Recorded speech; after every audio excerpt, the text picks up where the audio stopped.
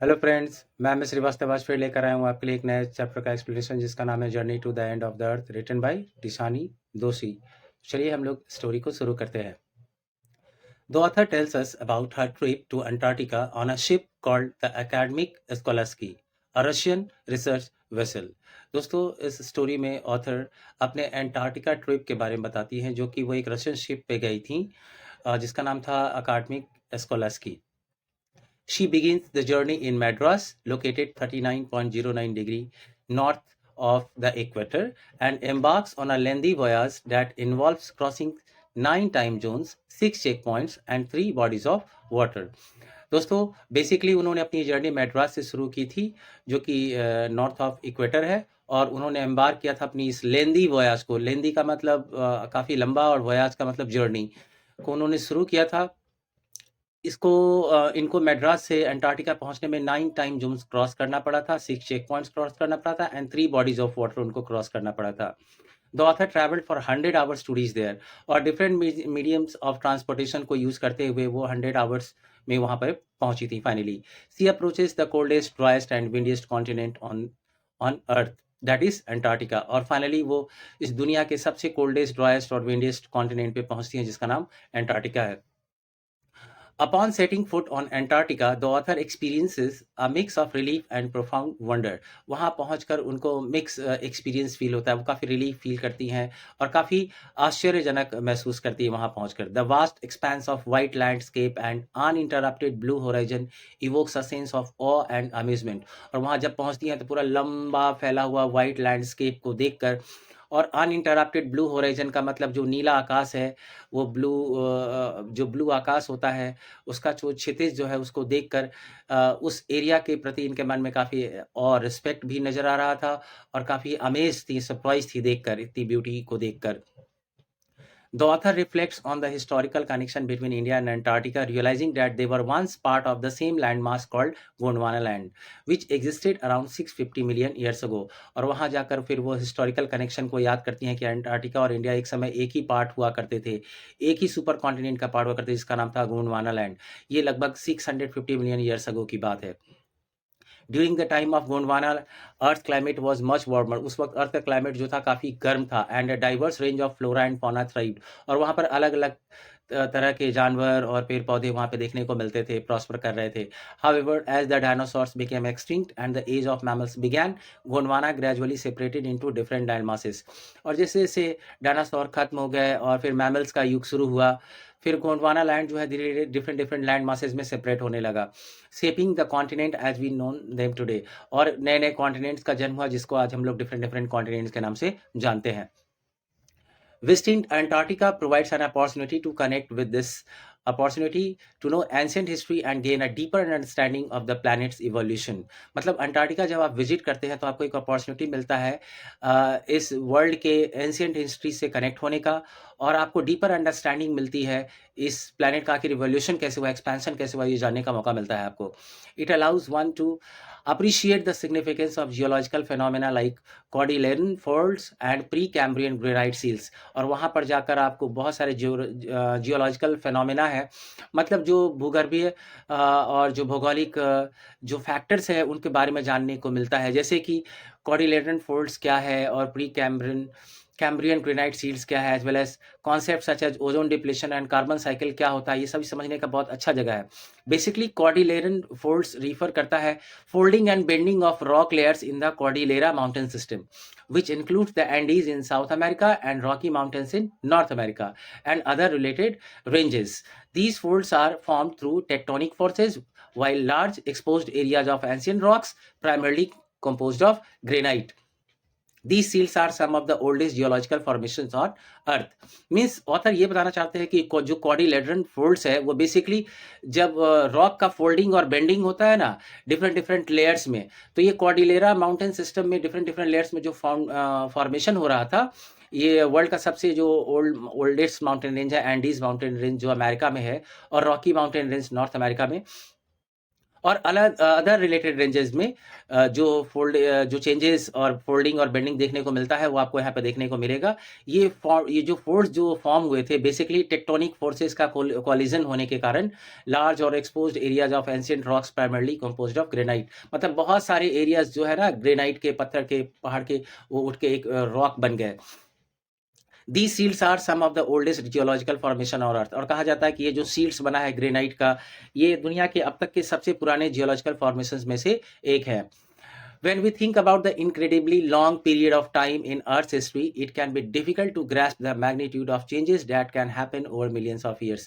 और जब हम लोग सोचते हैं ना कि इतना अविश्वसनीय लंबा समय जो अर्थ के हिस्ट्री का है और वो जो बदलते बदलते बदलते पहले कैसा था और कैसा आज हो गया है और इसको बनने में मिलियंस ऑफ ईयर्स लगा है, तो ये काफ़ी आश्चर्यजनक महसूस होता है हम लोगों को।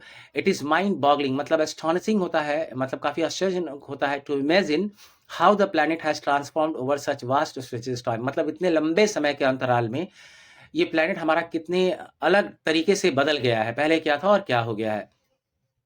The author presents vivid imagery of India pushing northwards and colliding with Asia। फिर ऑथर बताती हैं कि over the period of time, समय के बदलते क्रम के अनुसार जो है इंडिया जो है ना नॉर्थवर्ड पुश करने लगा, जब गोंडवाना लैंड से अलग होने लगा तो नॉर्थवर्ड पुश करने लगा एशिया से कोलाइड करते करते, और इससे उसको मेजेस्टिक हिमालयस का फॉर्मेशन, मतलब प्रेस करते गया करते गया करते गया और हिमालय का फॉर्मेशन होता दिखाई देने लगा।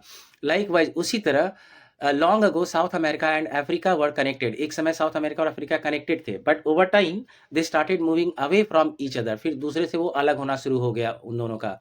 And south America eventually drifted towards north America, और साउथ अमेरिका जो है नॉर्थ अमेरिका की ओर मूव होकर उसकी क्लोज आने लगा। This movement created a gap called the Drake passage between the south America and Antarctica, और इससे क्या हुआ उन दोनों कॉन्टिनेंट के बीच में एक पैसेज जो है वाटर का क्रिएट हो गया, जिसको हम लोग ड्रेक पैसेज के नाम से जानते हैं। ये पैसेज साउथ अमेरिका और नॉर्थ अमेरिका के बीच में है। This gap allowed a cold current of water, जिसको हम लोग सर्कमपोलर करंट बोलते हैं, to flow all the way around Antarctica, ये अंटार्कटिका के चारों ओर ये जो कोल्ड वाटर का जो करंट है वो फ्लो करता रहता है, which made the region extremely cold, जिसके कारण वो रीजन जो एक्सट्रीमली कोल्ड बन गया and isolated from the rest of the world, और पूरी दुनिया से अलग थलग हो गया। This is why Antarctica is known for its freezing and lonely environment, और इसीलिए अंटार्कटिका आज एकदम फ्रीजिंग और लोनली एनवायरमेंट के लिए जाना जाता है। Antarctica is depicted as a vast barren landscape devoid of human markers such as trees, billboards and buildings. Antarctica के बारे में कहा जाता है कि बहुत बड़ा बैरन लैंडस्केप है, बैरन का मतलब जहाँ पे कोई रहता नहीं हो, डिवॉइड ऑफ ह्यूमन मार्कर्स मतलब मनुष्य जहाँ पे रहते हो उसका कोई चिन्ह निशान देखने को मिलता नहीं, जैसे ट्रीज नहीं मिलेंगे, बिल बोर्ड्स मतलब कोई साइन बोर्ड्स नहीं मिलेगा, कोई बिल्डिंग्स नहीं मिलेगा। Being in Antarctica can make people feel confused and lose track of time and their sense of direction। Author ये भी कहती है कि जब आप अंटार्कटिका में आप रहेंगी तो या आप रहते हैं तो आप काफ़ी कंफ्यूज फील करेंगे और टाइम का तो समय का पता ही नहीं चलेगा आपको। This can create a feeling of being disconnected from familiar reference points, इससे लगेगा कि ना आपका जो फेमिलियर रेफरेंस पॉइंट है, मतलब जिस चीज़ों को आप जानती हैं कि यहाँ हाउस होना चाहिए, यहाँ मकान होना चाहिए, यहाँ पे पेड़ होना चाहिए, यहाँ कोई साइन बोर्ड होना चाहिए, इन सभी चीज़ों से आप डिसकनेक्टेड हो जाते हैं यहाँ पर आकर और एकदम एक्सपीरियंस करते हैं टाइमलेस सेंसेशन को आप यहाँ पर। In Antarctica we can see things that are very small like midges and mites, यहाँ पर बहुत सारी छोटी छोटी चीज़ें भी मिलेंगी। मीजेस और माइट्स मतलब छोटे छोटे जो इंसेक्ट्स होते हैं, as well as the things that are very big, और आपको बड़ी बड़ी चीज़ें भी दिखाएंगी जैसे कि ब्लू वेल्स आपको मिलेगा, आइसबर्ग्स इतने बड़े कंट्री के बड़े, जैसे जैसे बेल्जियम हो। Days go on and on in surreal 24 hour austral summer light, और यहाँ का दिन इतना लंबा होता है जिसे सरियल मतलब स्ट्रेंज है और ऑस्ट्रल का मतलब सदर्न हेमिस्फेयर को ऑस्ट्रल रिफर किया जाता है। तो लगेगा कि सदर्न हेमिस्फेयर में यहाँ जो डे का टाइम है कभी कभी 24 घंटा सिर्फ आपको दिन ही दिखाई देगा। और यूबिक्यूटस साइलेंस मतलब हर जगह आपको साइलेंस ही साइलेंस नजर आएगा। Interrupted only by the occasional avalanche और काविंग आइस शीट्स, और साइलेंस का ब्रेक तभी होता है जब कभी कभी एवेलांच आ जाता है, मतलब भूस्खलन हो जाता है, बर्फ का गिरना हो जाता है, या आइस का काविंग मतलब ब्रेकिंग, आइस शीट जब टूटता है तभी आपको साउंड सुनाई देगा, अदरवाइज पूरे एरिया काफी शांत है। It's a must visit place, author कहती है, because it holds in its ice course 500,000 years old carbon records trapped in its layers of ice. Author कहती है कि ये मस्ट विजिट प्लेस है क्योंकि इसके जो ना आइस के कोर में मतलब अंदर जो है ना 500,000 years of old carbon record जो है ट्रैप है, मतलब जमा हुआ है, दबा पड़ा है, जिससे आपको स्टडी करने के बाद आपको हिस्ट्री की बहुत अच्छी जानकारी मिलेगी कि इस प्लैनेट का क्या हिस्ट्री है। If we want to study and examine the Earth's past, present and future, Antarctica is the place to go. अगर आप अर्थ का पास्ट, प्रेजेंट और फ्यूचर जानना चाहते हैं तो Antarctica is the right place to go there, author कहती हैं. Student and ice, the program she was working with on the Skolasky aims to do exactly this by taking high school students to the ends of the world and providing them with inspiring educational opportunities which will help them foster a new understanding and respect for our planet. और student and on ice एक programme है जिसके साथ author जुड़ी हुई हैं अकादमिक scholars जो शिप जो लेकर जाता है. ये बेसिकली इसका पर्पस है ना कि हाई स्कूल के बच्चों को ले जाना, अंटार्कटिका विजिट कराना और उनको फिर इंस्पायरिंग एजुकेशनल अपॉर्चुनिटीज़ प्रोवाइड करना, जिससे कि उनके अंदर एक न्यू अंडरस्टैंडिंग क्रिएट होती है और वो फिर हमारे प्लैनेट को रेस्पेक्ट की दृष्टि से देखते हैं. उनको समझ में आता है कि हमारा प्लैनेट क्या था और किधर जा रहा है. It's been in operation for 6 years now, headed by Canadian Geoff Green. इस प्रोग्राम को यानी स्टूडेंट्स ऑन आइस प्रोग्राम को शुरू करने वाले हैं एक कनाडा के एक आदमी है मिस्टर जियोफ ग्रीन, और 6 साल से ये प्रोग्राम को वो चला रहे हैं. Who got tired of creating carting celebrities and retired rich curiosity seekers who could give only back in a limited way. ये पहले तो बड़े बड़े रिच लोगों को, सेलिब्रिटीज लोगों को, रिटायर्ड लोगों को ले जाते थे वहाँ पे अंटार्कटिका घुमाने, बट रिटर्न में इनको कुछ मिला नहीं. इन लोगों ने प्लैनेट के लिए अपने प्लैनेट को बचाने के लिए कुछ खास किया नहीं. तब इन्होंने जियोफ ग्रीन ने इरादा बदला. उन्होंने सोचा कि हाई स्कूल स्टूडेंट्स को विजिट कराएंगे, और क्योंकि यही लोग फ्यूचर पॉलिसी मेकर्स हैं, आगे चलकर ये अर्थ को सेव करने के लिए जरूर कुछ ना कुछ प्लान करेंगे. Now later the author highlights the impact of human civilization. बाद में फिर ऑथर ये भी हाईलाइट करती है कि ह्यूमन सिविलाइजेशन का क्या इम्पैक्ट पड़ा है इस प्लैनेट पर. In a relatively short span of सिर्फ 12,000 ईयर्स, मतलब सिर्फ 12,000 साल में, सिर्फ ऑथर कहती हैं, humans have significantly altered the environment. मतलब हम लोगों ने 12,000 साल मात्र में पूरा एनवायरनमेंट को बदल कर रख दिया है. Leading to resource scarcity and climate change, जिससे रिसोर्सेज की काफ़ी कमी हो गई है और क्लाइमेट चेंज भी हमें देखने को मिल रहा है. The burning of fossil fuel has resulted in increased carbon dioxide levels and contributing to global warming. और हम लोग इतना कार्बन डाइऑक्साइड को, फॉसिल फ्यूल्स को बर्न कर रहे हैं, जिसके कारण कार्बन डाइऑक्साइड का लेवल इतना ज़्यादा बढ़ गया है कि ग्लोबल वार्मिंग अलार्मिंग स्टेज पे पहुंच चुका है. This is why she emphasizes the importance of studying Antarctica's ecosystem. और इसलिए वो कहती हैं कि हमें अंटार्कटिका आना चाहिए और यहाँ का इकोसिस्टम को स्टडी करना चाहिए. And the potential repercussions of the environmental changes, और ये एनवायरमेंटल जो चेंजेस हो रहा है इसका जो संभावित रेपरकशंस का मतलब आगे जो परिणाम देखने को मिलेगा, आपको यहाँ पे पता चल जाएगा कि हम लोग क्या करने जा रहे हैं. The delicate balance of the Antarctic ecosystem with its phytoplankton as the foundation of the food chain. Author कहती है यहाँ पर एक फाइटोप्लैंक्टन, जो कि एक तरह का living small living micro organism होता है, जो ये फूड चेन का एक बहुत बड़ा फाउंडेशन है यहाँ पर. कह रहे कि अगर ये सब डिस्ट्रॉय हो जाएगा तो हमारा अर्थ जो है ना खतरे में आ जाएगा. It exemplifies the interconnectedness of all life. और ये सभी चीज़ हमें एग्जाम्पल के तौर पे प्रस्तुत करता है कि सभी चीज़ एक दूसरे से जुड़े हुए हैं. The depletion of the ozone layer and its impact on phytoplankton activity could have far-reaching consequences. मतलब ऑथर कहती है कि अगर ओजोन लेयर इसी तरह डिप्लीट होता रहा और फाइटोप्लैंक्टन एक्टिविटी को अगर प्रभावित किया गया तो इसके बहुत सिग्निफिकेंट और वाइड स्प्रेड इम्पैक्ट हो सकते हैं, मतलब दूरगामी परिणाम देखने को मिल सकते हैं. किसके लिए? For marine animals, birds and global carbon cycle के लिए. मतलब सब प्रभावित होंगे, मरीन एनिमल्स, बर्ड्स और पूरा ग्लोबल कार्बन साइकिल जो है प्रभावित होगा. Taking care of small elements in the ecosystem can lead to the well-being of the larger system. Author कहती हैं कि यहाँ पे अगर छोटे छोटे चीज़ों का अगर आप इकोसिस्टम में अगर आप ध्यान रखते हैं ना, तो इससे बड़े बड़े सिस्टम का जो वेल-बींग है आप उसको मेंटेन करके रख सकते हैं.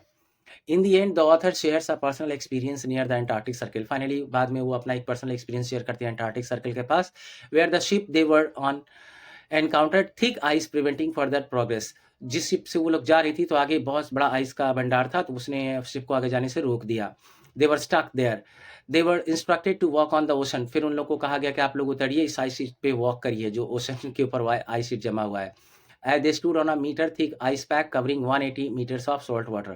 वो लोग एकदम 1 मीटर थिक आइस पैक पर खड़े थे और जिसके 180 मीटर नीचे सॉल्ट वाटर था.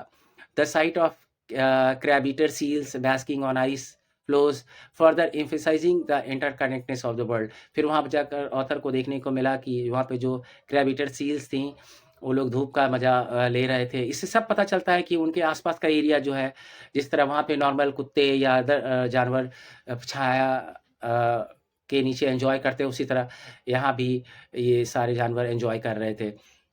The author contemplates means thinks the balance and beauty of the planet and wonders about the potential future of Antarctica। फिर सोचती हैं कि उस पूरे प्लैनेट का जो बैलेंस है कितना अच्छा है और ब्यूटी जो है कितना बढ़िया है, ये सब आश्चर्यचकित करता है। इससे पता चलता है कि आगे चलकर जो अंटार्कटिका का फ्यूचर क्या है, ये हमें सब यहाँ देखने को आकर मिलता है। They end by future of Antarctica। They end by mentioning the idealism of the young participants in the Students on Ice program and the potential for positive change in the world। और finally story का अंत वो करती हैं कि young participant जो जा रहे हैं इस प्रोग्राम को, students on ice program Antarctica visit करने के लिए, ये कुछ पॉजिटिव चेंज ज़रूर लाएंगे इस वर्ल्ड के लिए, इनके अंदर ज़रूर क्षमता होगी। और यहीं पे कहानी खत्म हो जाती है। दोस्तों, आपकी सुविधा के लिए मैंने इस पूरे चैप्टर का क्वेश्चन आंसर यहाँ पर डिस्क्रिप्शन बॉक्स में मैंने इसका लिंक को मैंने पोस्ट कर दिया है। आप जाकर उसे यहाँ पर देख सकते हैं, लिख सकते हैं और याद कर सकते हैं और कॉपी कर सकते हैं। दोस्तों, अगर आपको मेरी टीचिंग अगर अच्छी लगती है तो प्लीज़ आप मेरे channel English tutor by M Shrivastava को शेयर, सब्सक्राइब और लाइक करें और दोस्तों को भी रिकमेंड करें। Thank you for your support.